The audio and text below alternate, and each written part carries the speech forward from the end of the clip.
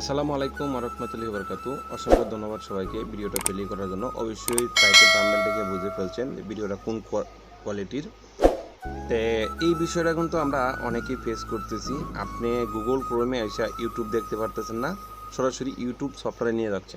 যতবারই এখানে ট্রাই করেন ইউটিউব সফটওয়্যারে নিয়ে যাচ্ছে, কিন্তু হ্যাঁ, ইউটিউব সফটওয়্যারে কেন নিয়ে যাচ্ছে, আপনার এখানে যদি এই সার্চ বারে লেখেন তাহলে সরাসরি ইউটিউবে নিয়ে যাচ্ছে। কিন্তু এখানে সার্চ বার হচ্ছে দুইটা, দেখেন সার্চ বারে লেখার পরে নিচে একটা অপশন আছে, এটা যদি ক্লিক করেন তাহলে এখান থেকে সরাসরি আপনার ইউটিউবে নিয়ে যাবে, যে ইউটিউবে নিয়ে গেছে।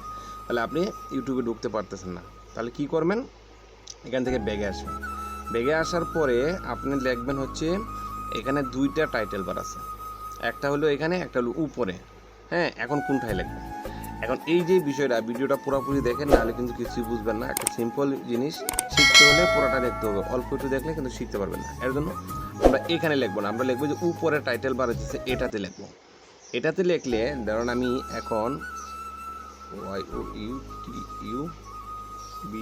youtube.com, ওইখানে আমি youtube.com লিখে সার্চ করলাম। এই ভিডিওটি ভালো লাগে থাকে অবশ্যই চ্যানেলটি সাবস্ক্রাইব করে পাশে থাকা বেল বাটনটা ক্লিক করেন।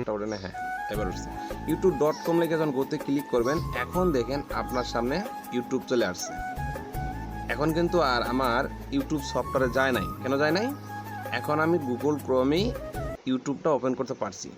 তো এই জিনিসটা আমরা অনেকেই বারবার ভুল করার কারণে ইউটিউবে নিয়ে যাচ্ছে। তো এখন আশা করি আজকের ভিডিওটা দেখলে আপনি শিখতে পারবেন যে গুগল ক্রোমে সার্চ করার পরে দুটো অপশন, একটা হলো নিচে, একটা হলো উপরেটা লিখতে হবে, তাহলে আপনি ইউটিউব আপনার গুগল ক্রোমে দেখতে পারবেন। তো ধন্যবাদ সবাইকে।